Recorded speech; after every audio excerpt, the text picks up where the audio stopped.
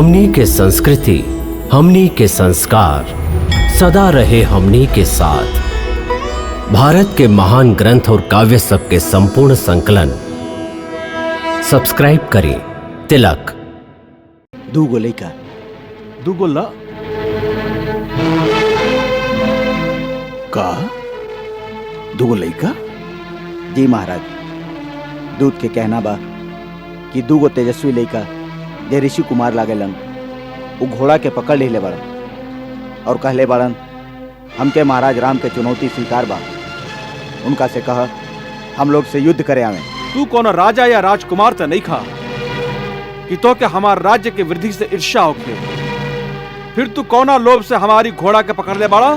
ना हमके कौनो लोभ बा, ना हमके कौनो राज्य के लालसा बा, ना हमके केहू के राज वृद्धि से ईर्ष्या बा। हम तो ये घोड़ा के माथा पर लिखल चुनौती के पढ़ के एकरा पकड़ ले हैं। बाकी का है तुम्हारी चुनौती से का संबंध? काहे कि ये चुनौती में घमंड के गंध बा।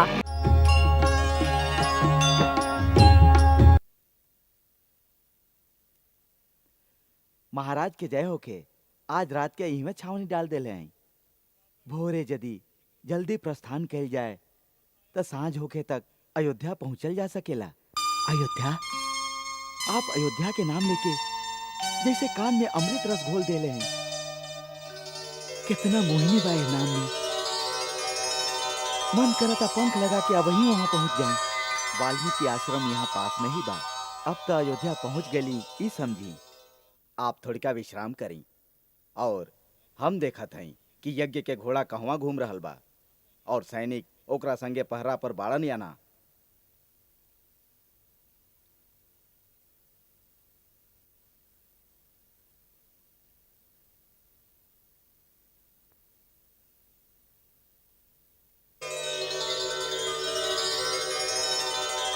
लब भैया, वो देखा कितना सुंदर घोड़ा बा।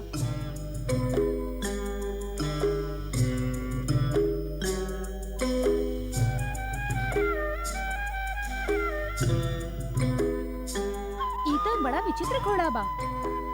देखा तो एहर कैसे आ गई। चला।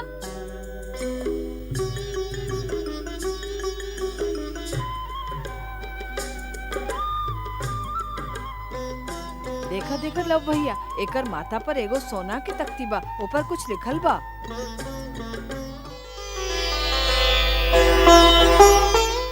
राज राजेश्वर छत्रपति महाराज श्री राम के अश्वमेघ यज्ञ के ई घोड़ा दिग दिगांतर में स्वतंत्र भ्रमण खातिर छोड़ल गईल ह। एकरा आगे जे नतमस्तक होई ओकरा महाराज रामचंद्र के शरण प्राप्त होई और जे एकरा पकड़े के दुस्साहस करी ओकरा महाराज रामचंद्र के सेना से युद्ध के चुनौती स्वीकार करे के पड़ी।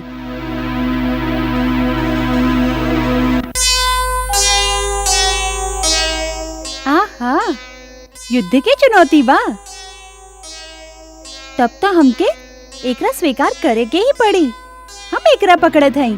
का करता लब? महाराज राम के चुनौती स्वीकार करत हई। बाकी भैया, हमके एकरा से का लाभ? गुरुदेव कहेलन जे सच्चा क्षत्रिय होला ओकरा तो हर युद्ध के चुनौती स्वीकार करे के ही पड़ेला। यह क्षत्रिय धर्म बा। हम तक क्षत्रिय पुत्र हैं और ये घोड़ा भी आपन माथा पर युद्ध के ललकार लेके घूम रहल है। हम एकरा स्वीकार करत हैं। और ऐसे भी ई तो बहुत अच्छा अवसर आ गई हाथ में। कुश भैया के महाराज राम से कुछ प्रश्न पूछे के रहे। जब महाराज राम युद्ध खातिर आई हैं, तो कुश भैया उनका से प्रश्न भी पूछ ली हैं। महाराज रामचंद्र स्वयं तो ना आई है, उनकर सेना आई और हमार चटनी बना दे। लव भैया, एकरा छोड़ दी, हमके अपन प्राण नहीं के गवावे के। अरे लव के होकर के तो हार चटनी बना सकेला। डेरा मत, आवे दे जेकरा भी आवे के बा। चलो हम ही घोड़ा के आश्रम में ले जाके बांध देते हैं। चलो।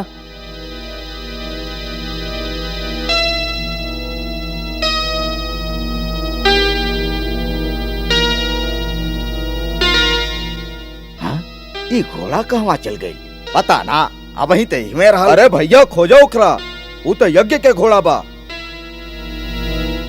ऊ देखा कुछ लइकन ओकरा संगे खेलत तारन। अरे खेलत नहीं खन, ऊ तो ले जाता रन ओकरा। रोका उनका, जल्दी करा, रोका। देखा देखा आ गई सेना, घोड़ा के छोड़ दो। चुप, डरपोक कहीं के। लव तो अपना संगे संगे हम लोगों के भी प्राण गवाई। चलो भागा, ना तो सैनिक पकड़ लिए हैं। चलो चलो चलो चलो जल्दी करा, भागा। ए बचवा, छोड़ दो घोड़ा। कहाँ ले जाता रहा एकरा? आपन घरे, हम एकरा पकड़ ले हई। ये खेले के खिलौना ना हा बचवा, ये महाराज के यज्ञ के घोड़ा हा। एकरा पकड़े के अर्थ तू नहीं खा जानत? हाँ जानत हई, तबे तो पकड़ ले हई। जाके आपन महाराज राम से कहा कि हम उनकर युद्ध के चुनौती के स्वीकार कर ले हई। यदि इच्छा होके तो आ जाए युद्ध करे खातिर। हम त लइका समझ के तो के दंड ना देली, बाकी तू तो दुष्ट लइका बड़ा। लावा घोड़ा हमके दा, एहर लावा।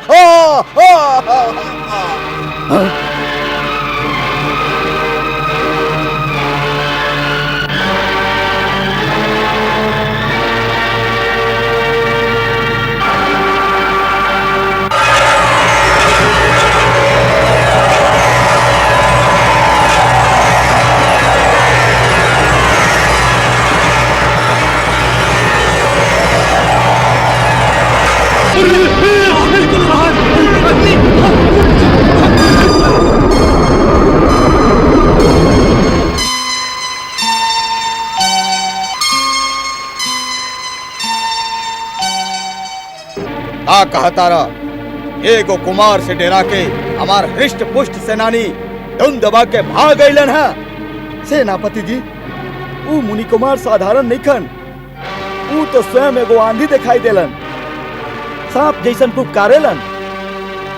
आप तुरंते महाराज के सूचित कर दी। लाज ना आई महाराज के सूचना देवे में। ये एगो छोटा सा लड़का हमार सेना के भगा के घोड़ा छीन लेलन।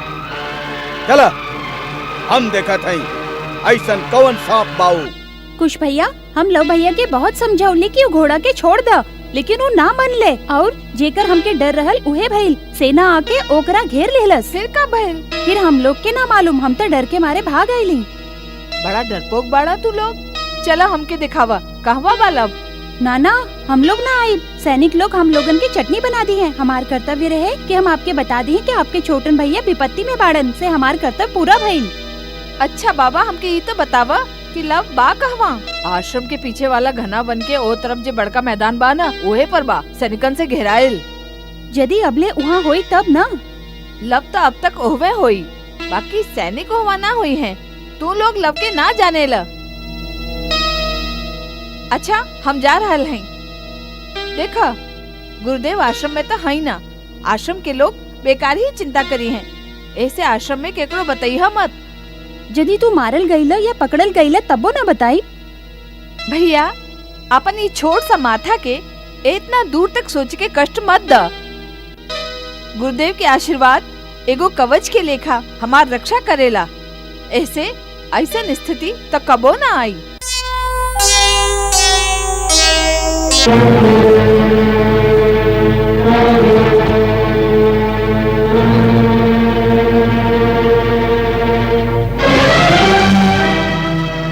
छोड़ दे घोड़ा के।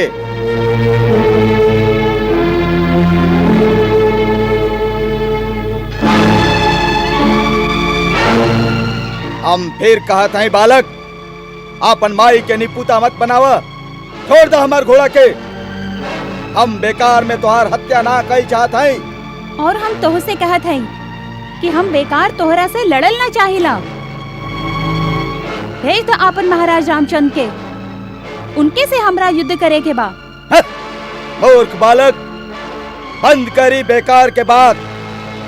हम अंतिम बार पूछत हैं, तू घोड़ा देबे या अपन प्राण? दोनों में से कुछ ना देब। ता फिर हम दोनों ही लेब। अब हमके बाल हत्या के केहू दोष न देवे। ये बालक निश्चय ही बंद करे के लायक बा। तोहार माता पिता हमके क्षमा करस। अरे दोष से पहले ही क्षमा मांग रहल है। सेनापति जी, पहले बाल हत्या तो कर ली ही।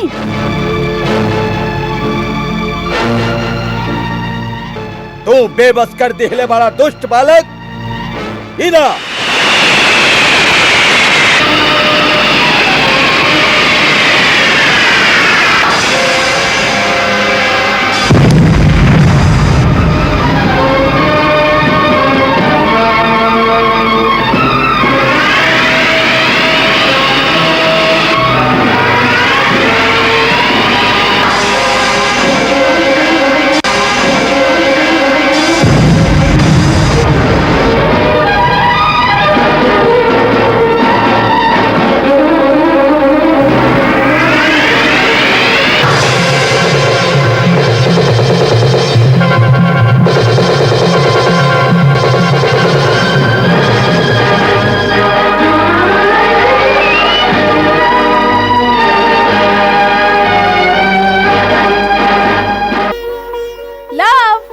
भैया,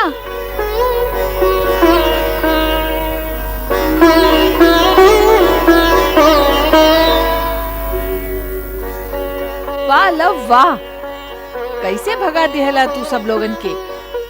बाकी वो बेचारा सेनापति के जान से मारे की जरूरत ना रहल। मूर्ख रहे बेचारा, और मूर्खता खातिर प्राण दंड देहल उचित नहीं खे। भैया, हम ओकरा जान से कहाँ मारले हई? हम तो ओकरा बेहोश कर दिहले हई। पड़ल रही 4-5 दिन बेहोशी में। देखला भैया, हम महाराज राम के बुलावे के सगरे प्रबंध कर दिहले हई। अब पूछला उनका से सगरे प्रश्न। जरूर पूछब। बाकी लव, ये घोड़ा के पकड़ल हम लोग खातिर उचित रहे या ना? गुरुदेव का कहे? भैया, पढ़लो घोड़ा के माथा पर का लिखल बा? फिर ई प्रश्न पूछी है हमरा से।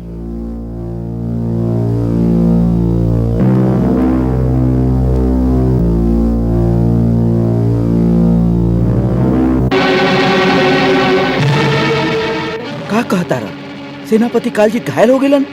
जी महाराज।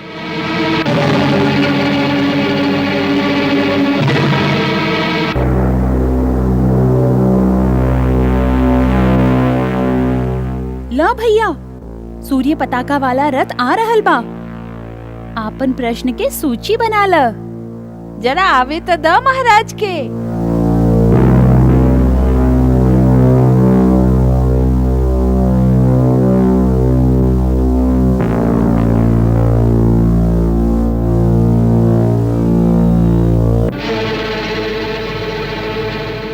हम सुन ले रही कि एक ही बालक है, तू तो दूगो बड़ा।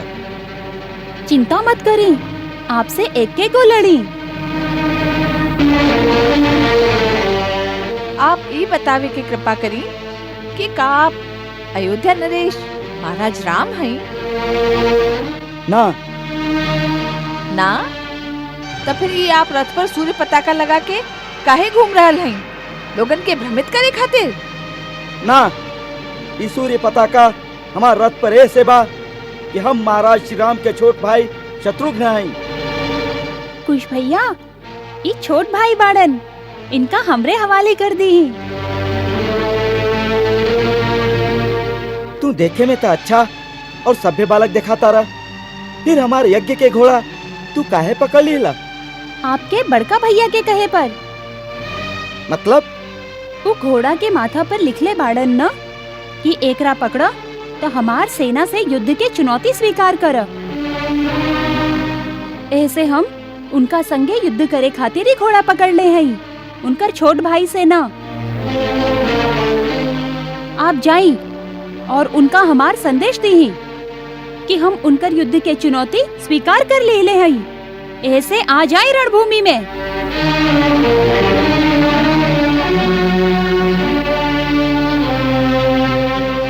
देखा, ई लड़कपना के बाद अच्छा ना होला।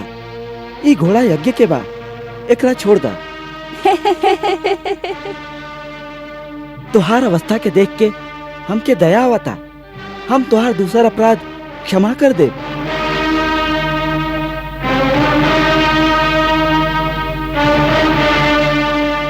महाराज के छोट भैया जी, कृपा करके आप इतना उदारता मत दिखाएं, काहे कि हम ई घोड़ा के तो छोड़े वाला नहीं खी। एकरा यहाँ से खाली महाराज राम ही ले जा सके हैं, वो भी हमरा हरा के या फिर ई चुनौती वापस लेके। ई का बेकार के बात बा? महाराज राम तोहरा खातिर यहाँ कैसे आ सकेलन? तब फिर ई घोड़ा भी वहाँ से ना जाई। लइकन, तू नहीं खजानत कि तू ही का कर रहल बाड़ा। घोड़ा ना देवे के परिणाम बहुत भयंकर हो सकेला। हम के शक्ति के प्रयोग करे पर बेबस मत करा।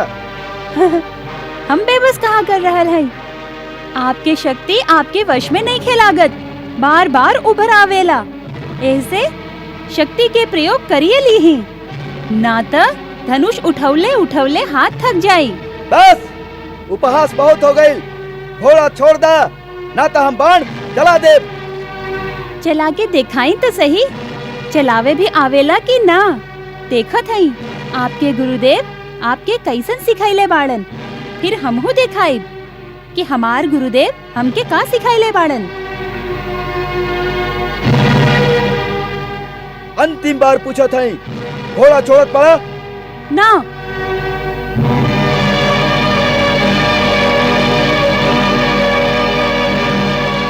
तो हम बेबस हई।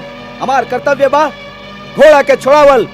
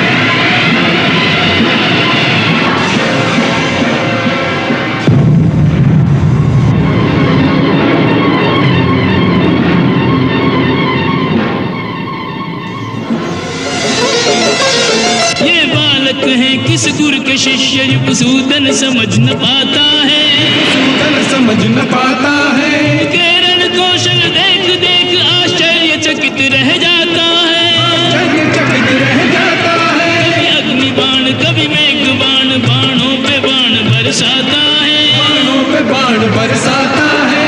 दो वीरों के तीरों से हर तीर विफल हो जाता है, हर तीर विफल हो जाता है। ये तेजवंत ये शक्तिमान कैसे भी हाथ न आवे, तीरन से काटे तीरन को, तीरन पे तीर चलावे। तब कुछ परमवीर बालक शूरवीर।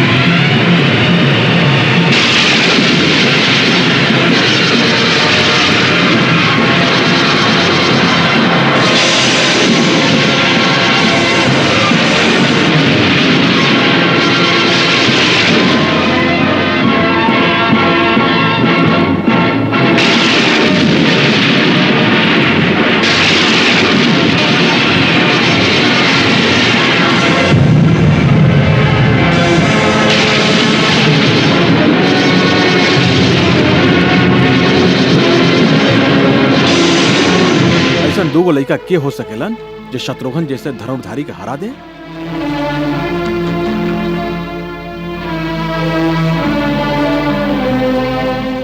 हम स्वयं जाएब, हमरा जाए के व्यवस्था कल जाए।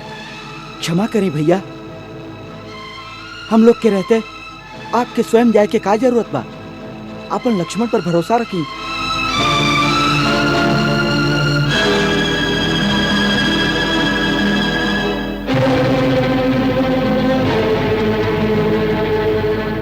ठीक बा भरत। जी महाराज। लक्ष्मण के संग जाए वाली सेना में अच्छा से अच्छा योद्धा भेजा जाए। महाराज, दू को बालक से युद्ध करे खातिर लक्ष्मण सेना लेके जाई? आप अपन दास के अपमान मत करें। ना लक्ष्मण, हमारे विचार बिल्कुल ना रहे।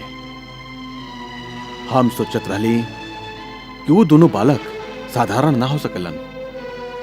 जरूर है कोनो मायावी भेष बदल के कौतुक कर रहल बा। यह बात पता स्वयं काल भी वो दोनों लड़का के रूप धारण करके आ गई तो वो हमार हाथ से ना बची। हमके प्रस्थान की आज्ञा दी।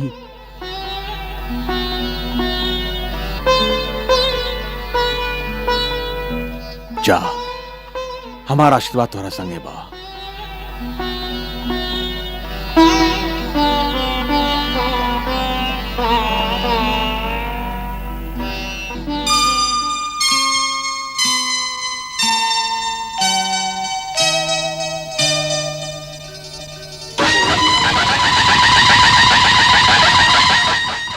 लो भैया, अयोध्या से कौनो रथ आ रहल बा। तो एहमे जरूर महाराज राम हुई हैं।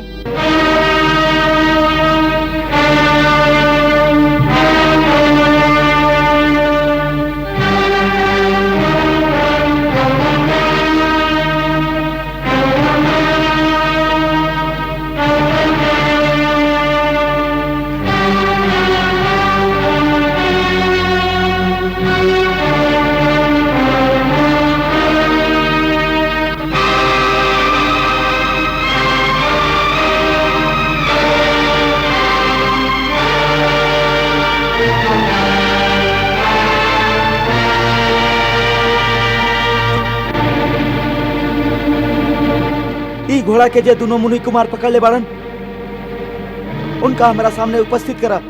कहवा बाड़न उ? श्रीमान, आपके का हम मुनि कुमार जैसे ना देखा था। तू तो बहुत छोट बड़ा, ऐसा दुस्साहस कैसे कर सकेला? ये आपके के कह दिलस कि जे छोट हो खेलन वो दुस्साहस ना कर सकेलन। बिच्छू बहुत छोट हो खेला, बाकी आपन विष से ऊंट के भी मार सकेला। छोट सा अंकुश भी बड़ा मतवाला हाथी के सीधा कर देला।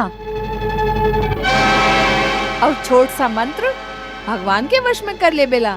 बहुत बेकार के बात करेला। हम जे पूछा थे वो कर उत्तर दा। पहले आप हमारे प्रश्न के उत्तर दी ही। का आप अयोध्या नरेश महाराज राम हैं? ना, हम उनकर छोट भाई लक्ष्मण हैं। भैया, फिर धोखा हो गई। का आपके महाराज राम हम लोग के सामने आवे से डरालन? का बकवास करत तारा? क्रोध मत करी श्रीमान। क्रोध से ज्ञान के नाश होखेला और ज्ञान के नाश होखे से बुद्धि भटक जाला और बुद्धि के भटके से मनुष्य के पतन हो जाला। हम हिवा ऋषि मुनि के प्रवचन सुने ना आयल हैं। मुनि लोग के पास आईबा तो उपदेश ही मिली, ओसे आपके हित भी हुई। हमार हित के चिंता मत करा। हम कहते हैं वो दोनों अपराधी के हमरा सामने उपस्थित करा। ये हमार महाराज के यज्ञ के घोड़ा पकड़े के दुस्साहस के लिए बाड़न। हम उनका दंड देवे आयल हैं। दोनों अपराधी आपके सेवा में उपस्थित बाड़न। आप दंड निर्धारित करें। तू दोनों ना ना, तू हो ही ना सकेला। ऐसा कोमल छोट छोट हाथ और ये छोट छोट धनुष, तू हो ही ना सकेला।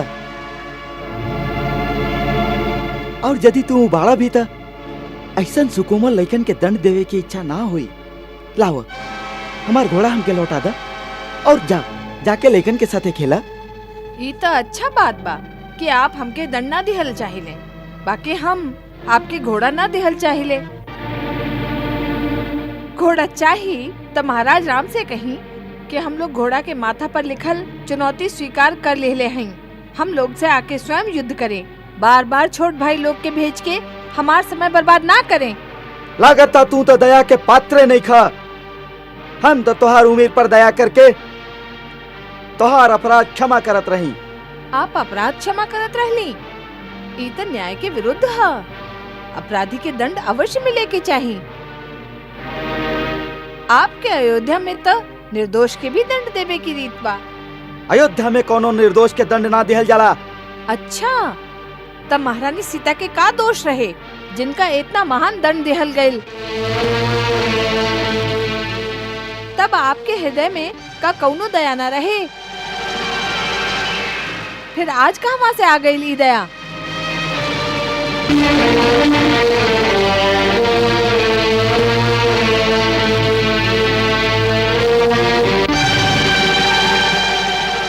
के बाड़ा तू लोग? अपराधी जे अयोध्यापति के यज्ञ के घोड़ा पकड़े के दुस्साहस कैले बाड़न। यदि हमके दंड देवे के इतना इच्छा बा तो अपन मन के आकांक्षा पूरा कर ली ही, ना तो आराम से वापस चल जाई। हमके आपसे कौनो काम नहीं खे। हम लोग के तो खाली महाराज राम से बात करे के बा। आप हमार समय बर्बाद मत करी। मूर्ख बालक, तू नहीं खजानत कि तू के कर अपमान कर रहल बाड़ा। हम तू दोनों के एक क्षण में भस्म कर सकत हई। देरी मत लगाई, ना तो ये क्रोध ठंडा हो जाए, फिर कुछ ना हुई आपसे। हमार क्रोध से डरा लइकन। हम लक्ष्मण हई जे मेघनाथ के मरले रहे। पहले आप में खाली क्रोध रहल, अब घमंड भी आ गइल बा। ये दोनों अवगुण आपके पराजय के चिन्हानी बा।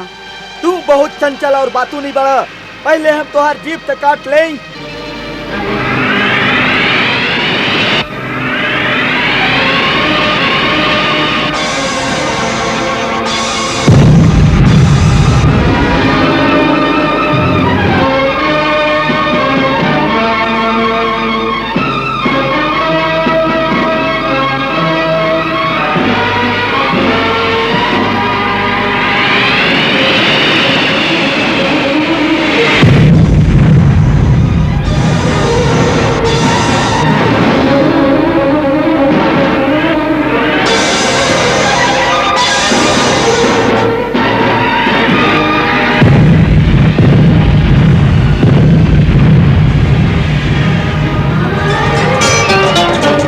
छिड़ा संग्राम, छिड़ा संग्राम, छिड़ा संग्राम, छिड़ा संग्राम। वीर तो केवल युद्ध ही जाने, ना जाने परिणाम। छिड़ा संग्राम, छिड़ा संग्राम। अतुलित बलशाली लक्ष्मण बलवीर है। लव कुश के तरकश में अक्षुण तीर है। लक्ष्मण लव कुश रघुकुल की संतान है, पर अपने संबंधों से अनजान है। तीर न देखे रिश्ते नाते, करते अपना काम। छिड़ा संग्राम, छिड़ा संग्राम, छिड़ा संग्राम, छिड़ा संग्राम।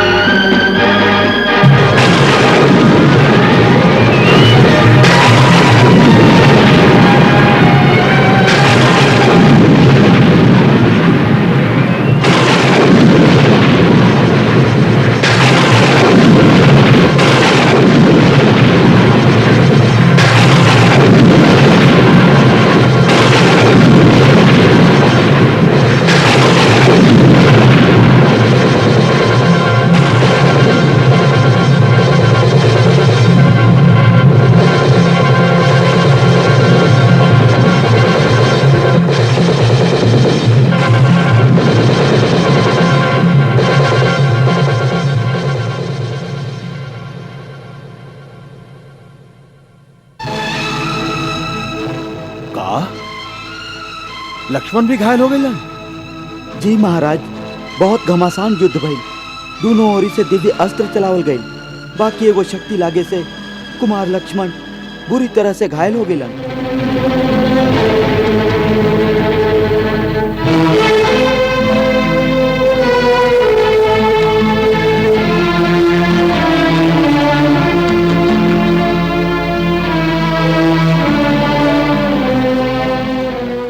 प्रभु, इस साधारण लइकन के काम ना हो सके। या तो कौनो मायावी बाड़न या कौनो दिव्य लइकन, केहू भी होके। बाकी जे लक्ष्मण और शत्रुघ्न जैसे योद्धा के पराजित कर सकेलन, वो परम शक्तिशाली जरूर बड़ा। महाराज, हमके आज्ञा दी। हम यही समय प्रस्थान करत हैं। प्रभु, हमके भी कुमार भरत के संगे जाए की आज्ञा दी। वानर राज, आप ऐसा में हमारा अतिथि हैं। हम आप पर ही भार ना डाल सके। हम अतिथि ना हैं, हम प्रभु के मित्र हैं। संकट के समय मित्र के धर्म बा, मित्र के सहायता करी। ऐसे कृपा करके जाए की आज्ञा प्रदान करें। प्रभु, सेवा के अवसर हमके भी दिहल जाए। हमके ऐसा मालूम पड़ा था कि यह कांड में जरूर कोनो गूढ़ रहस्य बा।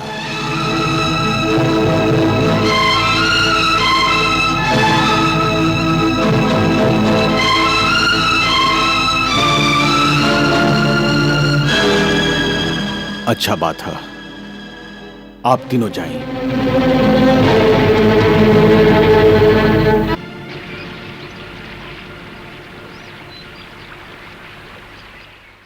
सूर्योदय के समय हो गई हा।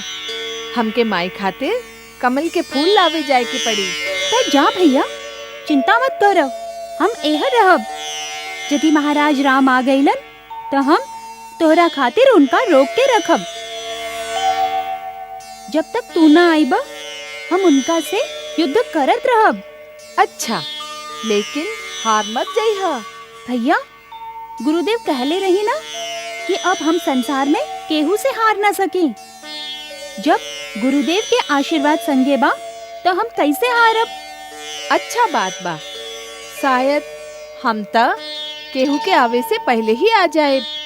भैया, माई के ये सब कुछ मत बताई है, चिंता करी है और पूजा में मन ना लगी। यदि पूजा में मन ना लगी तो हम लोग के पिताजी के दर्शन होके में और देरी हो जाए। ठीक कहला तू। अच्छा, हम चलत हैं।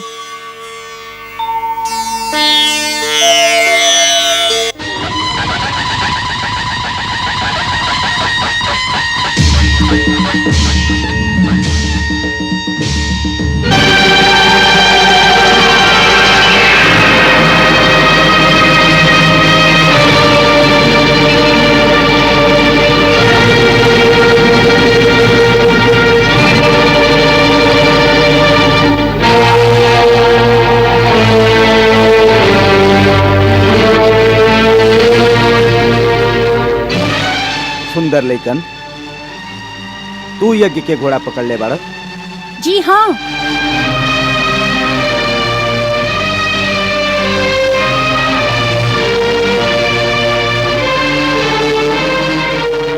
बाकी हम तो सुन ले रहे कि तू लोग दो लइका बाड़ा। आप बिल्कुल ठीक सुन ले रही, हम दोनों भाई हैं।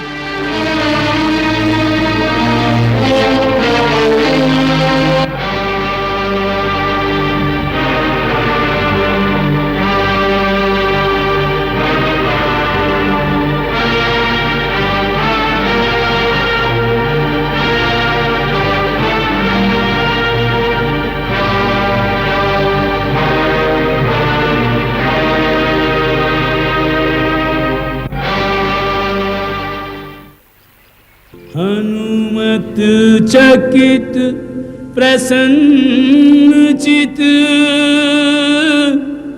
लखिए रूप अनूप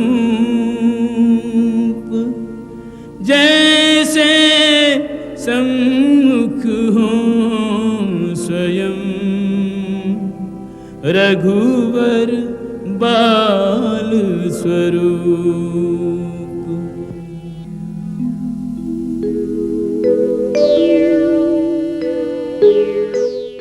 यदि हम श्री राम के अनन्य सेवक हैं, यदि हमार भक्ति एगो लइका के लेखा निर्मल बा, त हमके ई दोनों के माता पिता के दर्शन होके।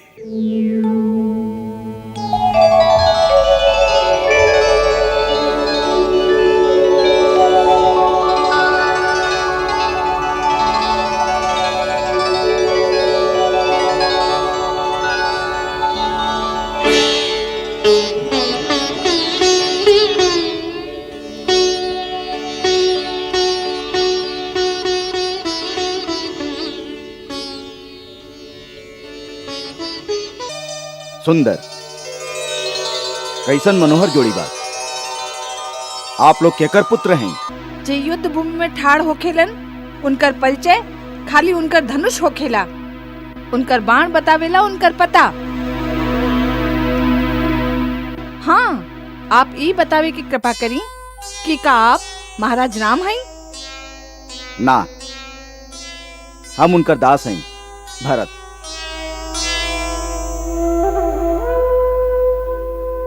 ये है महाराज सुग्रीव और ये है वीर हनुमान।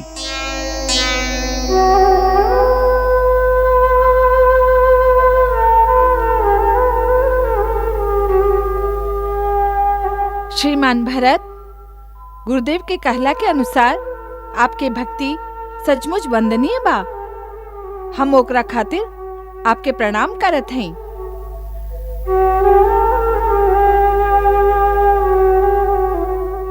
महाराज सुग्रीव, आप राज्य पाके भी एगो वनवासी से जे मित्रता निभैले हैं, ऊ सराहनीय बा। और हे परम वीर हनुमान, आप भक्ति के चरम सीमा के सार्थक कर देली। ओकरा खातिर हम आपके कोटि कोटि प्रणाम कैल चाहत हैं। बाकी ए समय आप युद्ध भूमि में प्रतिद्वंदी के रूप में हमसे युद्ध करे आयल हैं। ऐसे हम आप तीनों से युद्ध करे खातिर बेबस हैं। हमके क्षमा करें।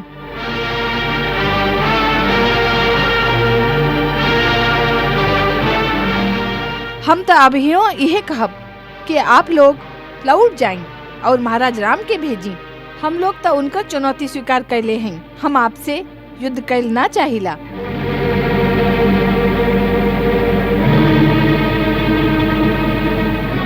हमहू आपसे युद्ध कैल ना चाहिए। बहुत अच्छा बात बा, आप जाएं। हम आपके कुछ ना कहब। परंतु हम श्री राम प्रभु के दास हैं।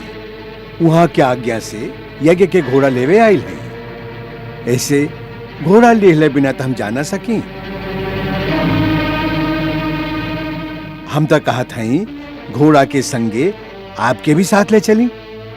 बंदी बना के ना, यदि हमारे स्वामी के काम हो जाए तो हम आपके भी अपन स्वामी बना के ले जा सकते हैं। हनुमान जी, अब वीर तो हैं ही।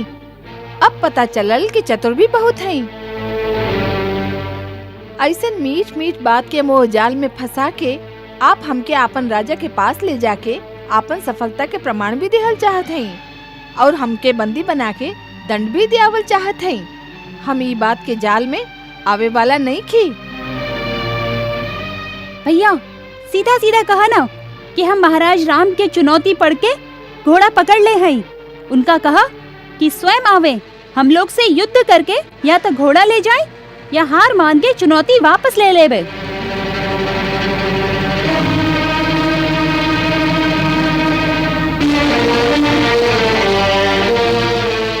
बाकी आप परिचय तो दिहली ही ना। वहाँ जाके का कहो कि वहाँ के बुलौले बा, माता पिता के नाम का बा, रहेलन कहवा। हनुमान जी, यहाँ कौनो हमार शादी ब्याह के बात ना चल रहल बा जे हम अपन कुल और गोत्र के बखान करी। यहाँ युद्ध के बात है। यहाँ प्रश्न बाण ही करी है और उत्तर बाण ही दी है।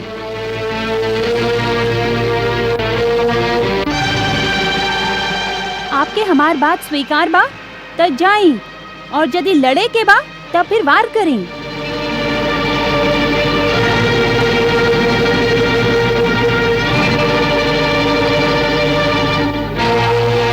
आप अपन बाल हट से काहे हमके बेबस करत है धनुष उठावे पर? आपके सुकुमार अवस्था देख के हमार मन ना करता बाण चलावे के। जहवा अस्त्र ना उठ सके हुआ पराजय स्वीकार कर लिहली उत्तम बा। पराजय? पराजय का शब्द रघुकुल के गाथा में ना आवेला मूर्ख लइका। वो शत्रुघ्न और लक्ष्मण जी रघुकुल के ही बाड़न ना, जे पराजित होके शिविर में बेहोश पड़ल हुई है। उहे रघुकुल के घमंड बा आपके।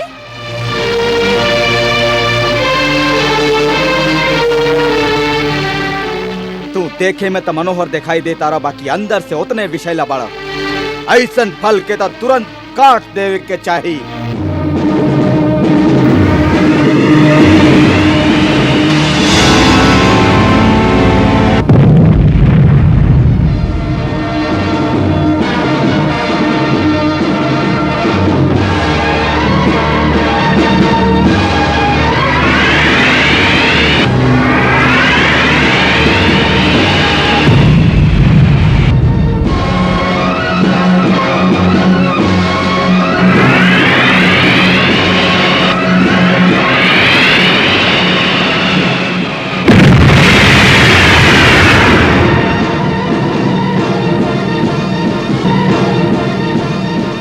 राम स्वयं जब तक निर्णय को न आएंगे, अश्वमेध का अश्वनलव कुश लौटाएंगे।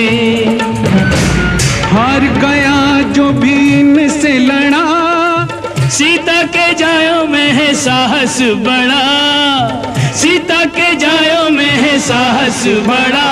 लिखी चुनौती पढ़ के बैठे हैं ये भी अड़के, क्षत्रिय सुलभ कौशल भरा हर काम करते हैं। बाणों की वर्षा युद्ध में अविराम करते हैं, बाणों की वर्षा युद्ध में अविराम करते हैं।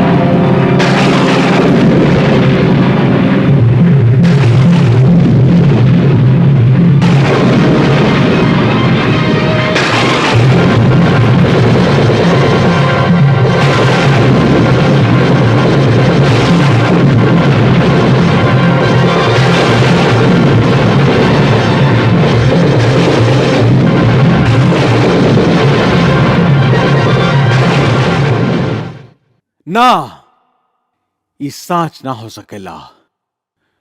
भरत, सुग्रीव और हनुमान एक संगे पराजित हो गए। जी महाराज। यज्ञ के घोड़ा अभी तक वो मुनि कुमारन के पास ही है। जी महाराज।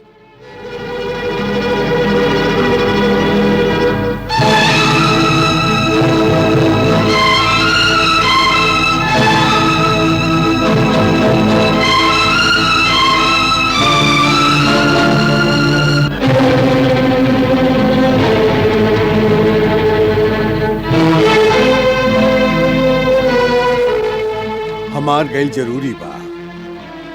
वन देवी से कहिया कि हम सांझ तक लौट आई। लो भैया, हम भोजन ले आई ली।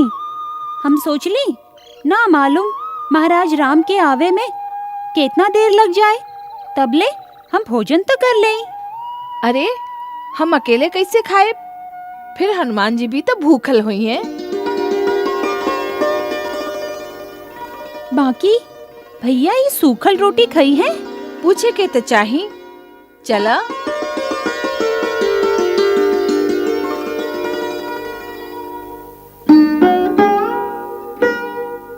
हे महावीर हनुमान, आप तो महाराज सुग्रीव के महामंत्री हैं। किष्किंधा के राजमहल में सुंदर और स्वादिष्ट भोजन करे के आदत हुई। बाकी हम तो ठहर ली वनवासी और ब्रह्मचारी। हमरा पास तो ये सूखल रोटी बा, ओकरे से आपके सेवा कर सकत हैं।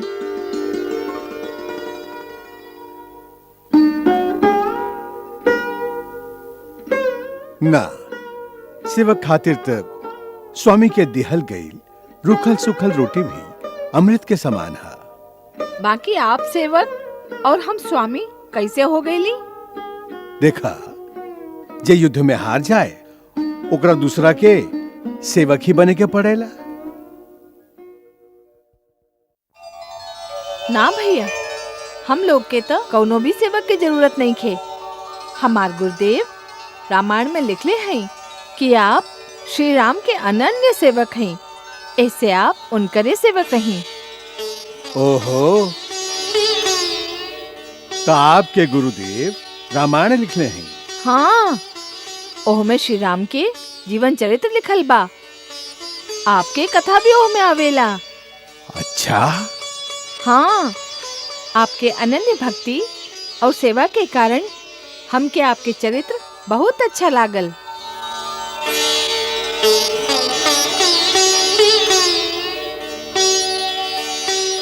हमके भी आप दोनों बहुत अच्छा लग रहल बानी।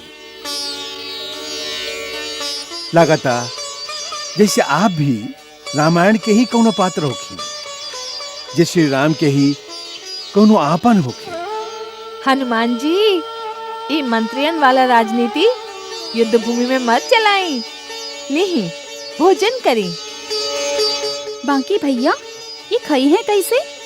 इनका तो हमके खियावे के पड़ी। हम अपन हाथ से इनका खियावत हैं। ना ना, आपके हाथ से अपन सेवा कराई ई ना हो सकेला। आप अपन भोजन करी। एगो प्राणी हम लोग के सामने भूखल होके और हम भोजन कर ली ही, ई क्षत्रिय धर्म तका मानव धर्म के भी विरुद्ध है, पाप है। लव, इनकर हाथ खोल द।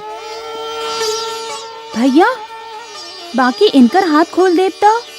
ना ना, ई वीर पुरुष बाड़न, हाथ खोल देवे पर भी ई ओकर अनुचित लाभ ना उठाई हैं।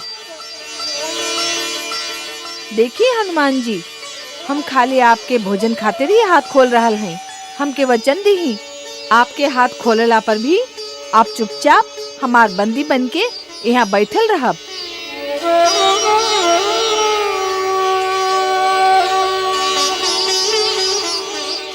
हे क्षत्रिय कुमार, आप तो अपन गुण से हमके हमेशा खातिर बंदी बना ले हैं। हम आपके माता पिता के प्रणाम करते हैं।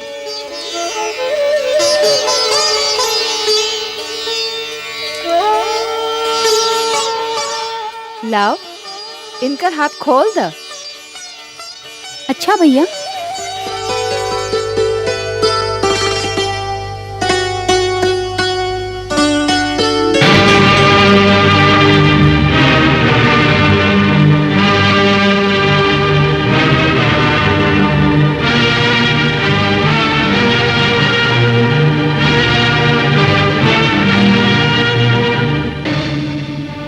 लागता अब तो महाराज सचमुच स्वयं आ गइलन।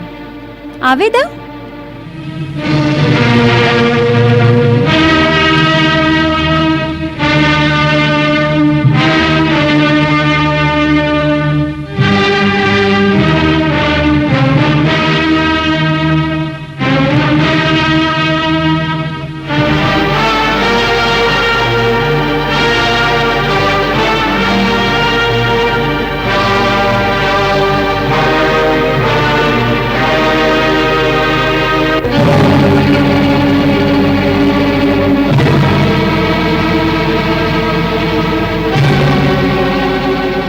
रथ आगे ले चला।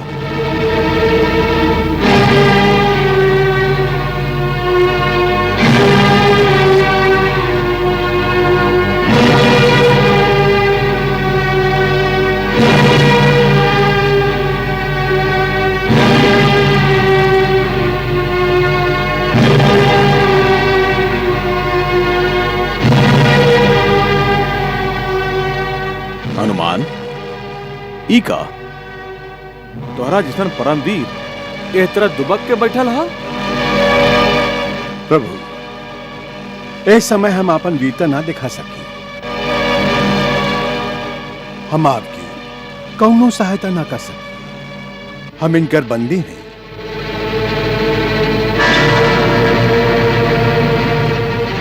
ई दोनों दया करके हमारा हाथ पैर खोल दे। हम इनका वचन दे ले हैं कि हम अपन खुलल हाथ के प्रयोग खाली भोजन करे खातिर करब। आप हमके क्षमा करी प्रभु।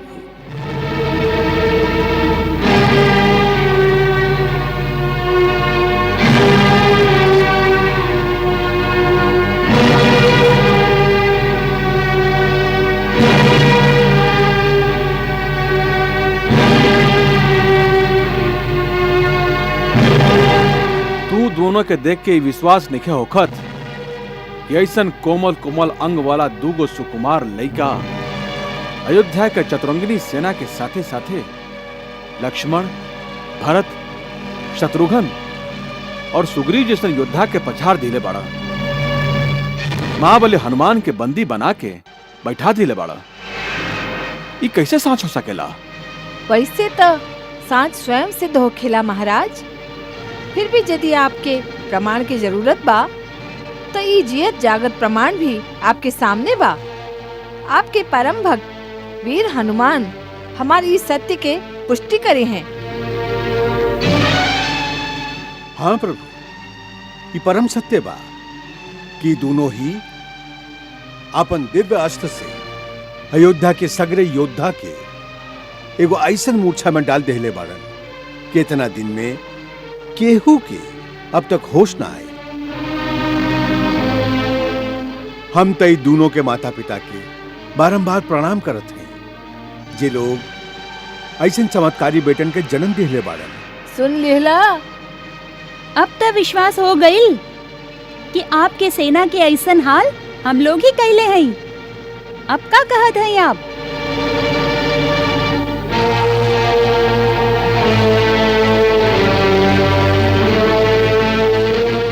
ई अश्वमेघ यज्ञ के घोड़ा हमरा राज्य के चहुमुखी विकास के प्रतीक बा। तू कौन राजा या राजकुमार तो नहीं खा कि तो के हमार राज्य के वृद्धि से ईर्ष्या होखे। फिर तू कौना लोभ से हमारी घोड़ा के पकड़ ले बाड़ा? ना हमके कौनो लोभ बा, ना हमके कौनो राज्य के लालसा बा, ना हमके केहू के राज्य वृद्धि से ईर्ष्या बा। हम तो ये घोड़ा के माथा पर लिखल चुनौती के पढ़ के एकरा पकड़ ले हैं। बाकी का है तुम्हारी चुनौती से का संबंध? काहे कि ये चुनौती में घमंड के गंध बा। एकरा से ऐसा लागता जैसे आप ही समझिला कि संसार में आपके सिवा न और केहू क्षत्रिय बा न वीर। और काहे कि हम क्षत्रिय हैं, ए चुनौती के उत्तर दिहल हमार धर्म हो जाला। महाराज राम, आप तो क्षत्रिय धर्म के जानत हो खब।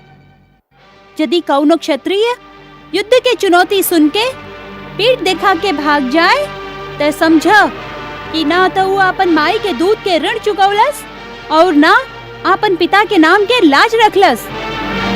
के बाड़न तुम्हार पिता? यदि हमसे जीत ले तो उनका पास जरूर जाइब। अभी से उनकर पता पूछे के का जरूरत बा? पहले हमरा से युद्ध करी, हमरा से।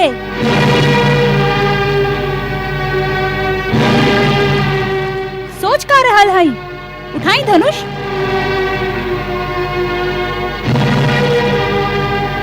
तुहार गुरु तोहके कोनो तंत्र विद्या सिखौले बाड़न? काहे? काहे कि जे काम तू लोग कैले बाड़ा वो जरूर दंड देवे के लायक बा।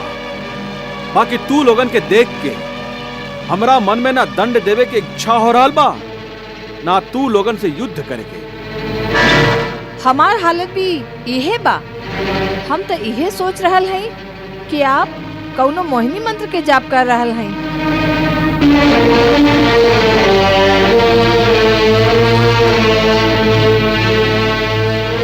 ये विधाता के विधान कैसन बा कि दोनों ओर से धनुष उठावल कठिन हो गई।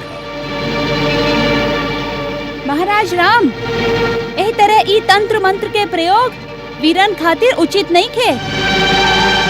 यदि कर सकत हई तो सच्चा क्षत्रियन के लेखा अस्त्र शस्त्र से हमके पराजित करी, भावना के मोहिनी डाल के ना। बालक, हम तू लोगन के सगरे अपराध क्षमा कर दे सकत हैं। यज्ञ के घोड़ा हमके लौटा दा, हम तो के कोनो दंड ना दे। युद्ध में हमके पराजित करी और घोड़ा ले जाए। और ई भी याद रखी कि घोड़ा लिहिले बिना चल गईली तो सगरे लोक में अपयश फैली। बालक, हमके बेबस मत करा। जब युद्ध भूमि में आ गए हैं महाराज, तो अब और कौनो रास्ता नहीं खे बचल। एक ही रास्ता बच गइल बा, धनुष उठाई।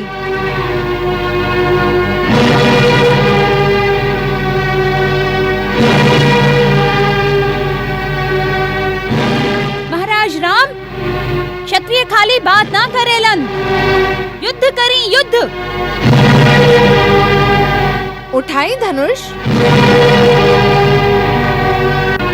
महाराज राम, यदि आप क्षत्रिय हैं तो आपके आपन पुरखन के आन बा कि युद्ध भूमि में सगरे मोह ममता त्याग के एगो वीर क्षत्रिय के लेखा व्यवहार करी और आपन धनुष उठाई। बालक, हम कैसे शपथ मत दा कि हम बेबस हो जाएं। हे राम, ये आप का करत हैं?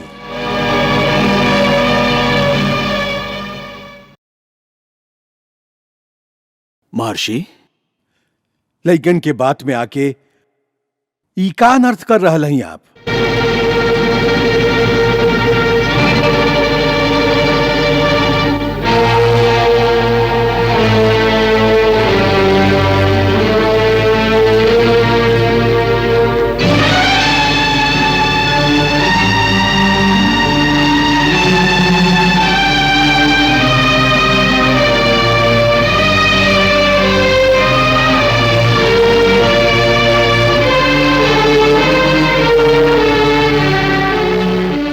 कल्याणमस्तु।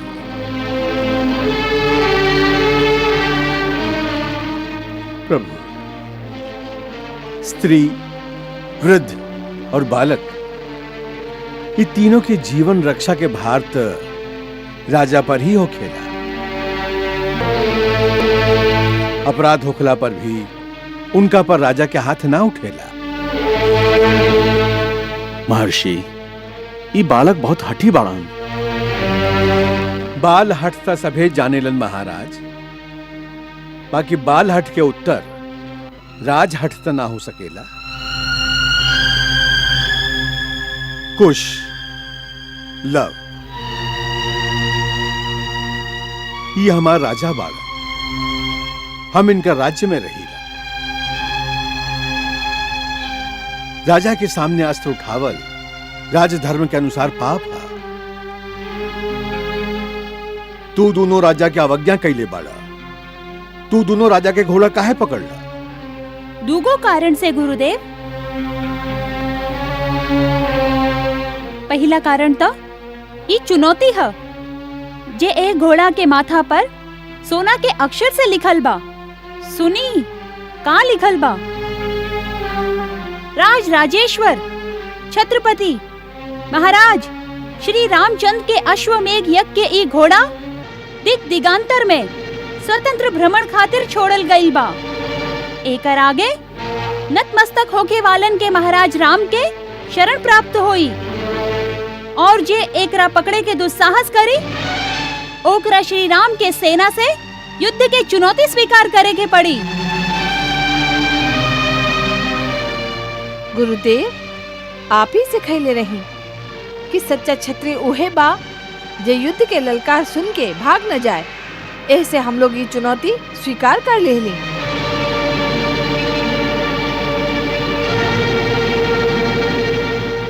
और दूसरा कारण? कुश भैया के महाराज राम से कुछ प्रश्न पूछे के रहे, ऐसे हम सोच ली। वैसे तो हमार भेंट महाराज राम से ना हो सकेला। यदि घोड़ा पकड़ ले तो ओकरा छोड़ावे खातिर महाराज राम स्वयं आई हैं और कुश भैया उनका से प्रश्न भी पूछ ली हैं। पूछा का प्रश्न पूछे चाहता? एक ही प्रश्न बा महाराज कि हमार गुरुदेव कहेलन कि आप मर्यादा पुरुषोत्तम हैं। बाकी कहवा के मर्यादा बा कि वो पत्नी के जेकर पवित्रता पर आपके स्वयं विश्वास बा, खाली कुछ लोग के निंदा के कारण त्याग कर दिहल जाए और ओकरा असहाय अवस्था में वनवास के दुख भोगे पर बेबस कर दिहल जाए। ये कौन सा धर्म बा? राजधर्म।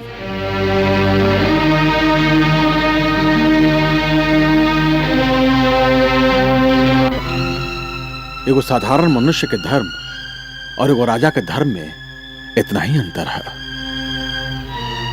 एगो साधारण मनुष्य के प्रधान धर्म है अपन पत्नी, अपन बच्चा, अपन भाई बहन, माता पिता और निकट सगा संबंधी के रक्षा कईल, उनका सुख पहुंचावल और यदि कठिन समय आवे तो दुख में उनकर साथ दिहल। बाकी वह मनुष्य जब राज मुकुट पहन के राजा बन जाए तो ओकर पहला धर्म है अपन निजी सुख या दुख और अपन निकट सगा संबंधी के सुख दुख में उनकर साथ दिहल ना होला, बल्कि राजा का धर्म खाली प्रजा के खुशी होखेला। ओकर सगरे काम प्रजा के राय के अधीन होखेला। फिर चाहे निजी तौर पर ओकरा सुख होखे या दुख, ओकर कर्तव्य तो उहे है जैसे प्रजा के कल्याण होखे, प्रजा आनंदित होखे और जे में प्रजा के राय होखे। उहे ओकर पहला धर्म भी है, उहे ओकर आखिरी धर्म भी है। एकरे के राजधर्म कहल जाला। तो एकर अर्थ ई बा कि ई अन्याय आप ना अयोध्या के प्रजा कैले बा।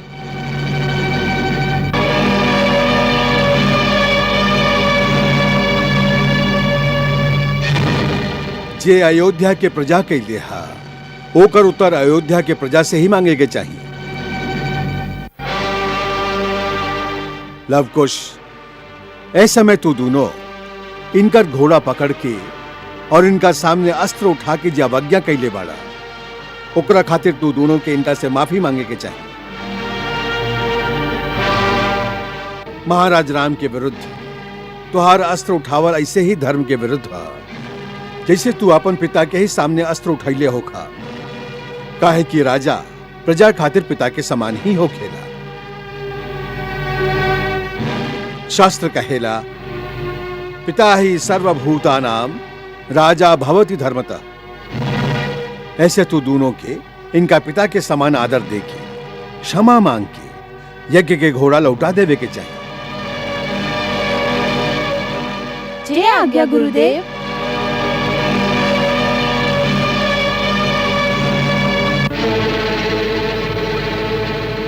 महाराज, हम क्षत्रिय के कर्तव्य समझ के भूल से आपके जे अवज्ञा कैले हैं, ओकरा खातिर हम आपसे क्षमा मांगत हैं।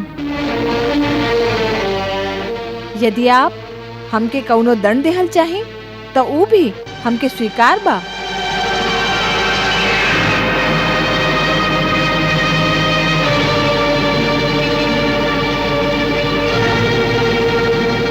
तू दंड का अधिकारी नहीं खा, लेकिन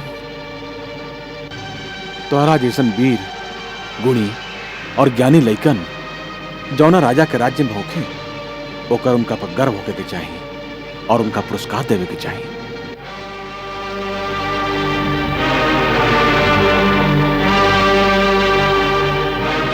जब तुहार शिक्षा पूरा हो जाए और यदि तुहार गुरु और तुहार माता पिता तुह के आज्ञा देस तो तू दोनों खातिर हमार द्वार हमेशा खुलल रही। उचित समय आवे पर ये दोनों आपके यह उदारता के लाभ जरूर उठाइए।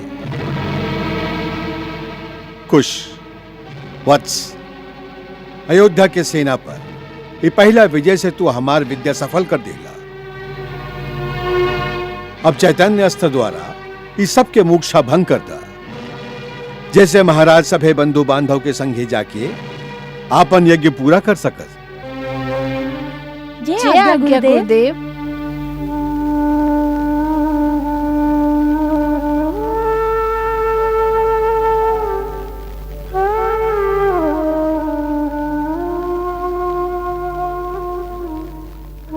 हे पवन पुत्र, जी महर्षि, आप यज्ञ के घोड़ा ले जाएं। जे आज्ञा। महर्षि, एगो शंका बा। का ई का लीला है? आपके आपन इष्ट के शपथ बा, हमके साथ साथ बताई ये दोनों के बारे का जे हमारा अंतर आत्मा कह रहल बा उ साँच बा का? भक्त शिरोमणि, आप अपन शक्ति के द्वारा प्रत्यक्ष देख भी चुकल हैं, फिर भी हमरा से काहे पूछ रहल हैं? हे महावीर, भक्त के शक्ति तो भगवान से भी ज्यादा होखेला। फिर भी हमारे को प्रार्थना बा, अब यही बात के गुप्त ही रहे दी। उचित समय आवे पर हम स्वयं ही प्रकट कर दे। हम देख रहल हैं विधि के खेल बड़ा विचित्र होखे वाला बा। फिर भी ओकरा एगो सुखद मोड़ देवे के चेष्टा कर रहल हैं।